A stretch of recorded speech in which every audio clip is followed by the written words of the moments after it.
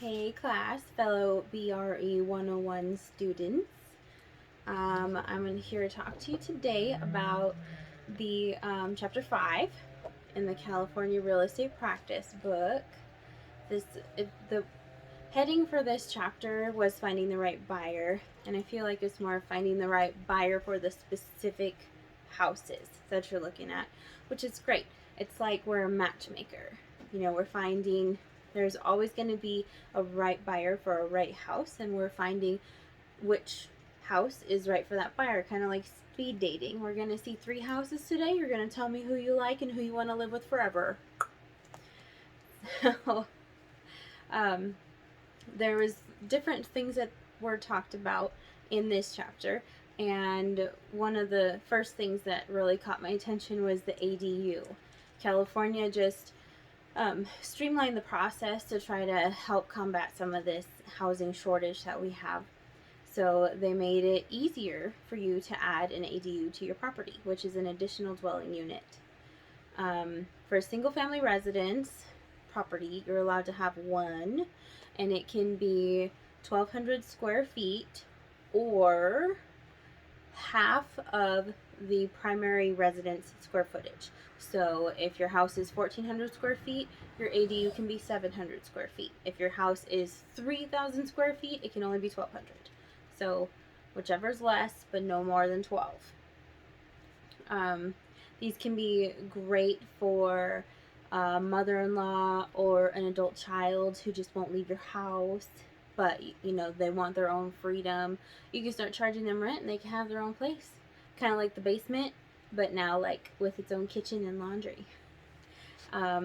Also, you can rent it out and make actual income on it, and a lot of people convert their garages to be an ADU. Sometimes you can actually make a separate dwelling on your property, but it still has to follow those regulations of square footage. There's where I live, the properties are all 1 acre or more, so most of the properties around me have 2 houses on the property. I don't know, I do know. You can build a second residence on the property, but it is a second house. You will have to pay all the new house taxes and all of that stuff as if you were building a new home. If you're building an ADU, you don't have to do that. You can just get your permit and build it. Make sure it's permitted, otherwise you won't have insurance on it, and it could burn down and they would be like, wow, that sucks. So always do it right. This chapter also talks about advantages and disadvantages of owning a home. I really didn't think there were any disadvantages because it sounds pretty awesome to me. I have a lot of pets. I have 3 dogs and 2 cats, and trying to rent a house, I've had people say, oh, no, we're not running a pound here. And I was like, I'm not either. I'm not taking any new ones. I just have, what I have, and they're kind of small anyway. So, but, as an owner, you can choose who you want to live in your house as a rental. So some of the advantages are you're building equity, you're building wealth. Every time you make a payment each month, you are building up your own net worth. So it's kind of like putting money into a savings account. Only you can't get the money out. It's just there, waiting for you. Just there.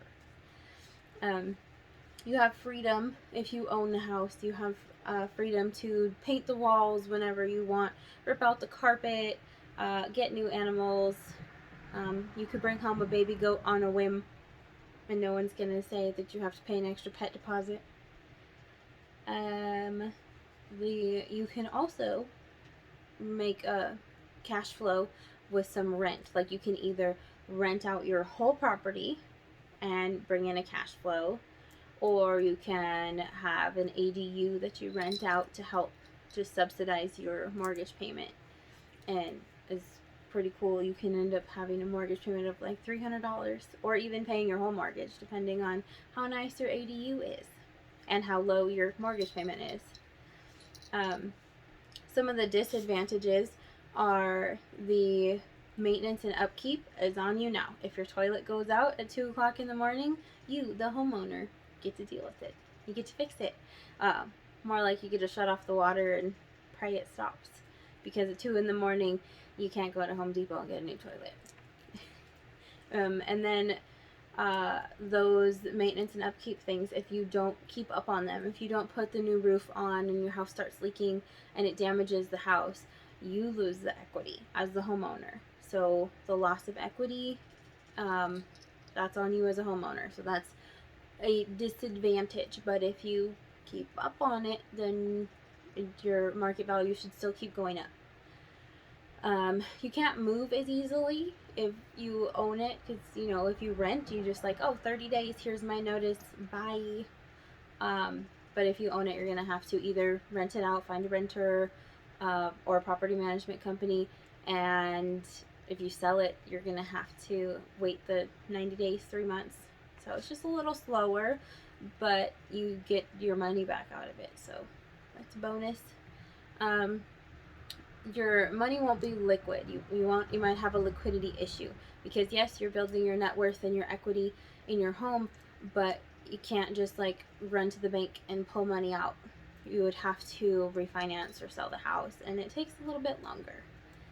And then again, as the homeowner, you are at risk of foreclosure.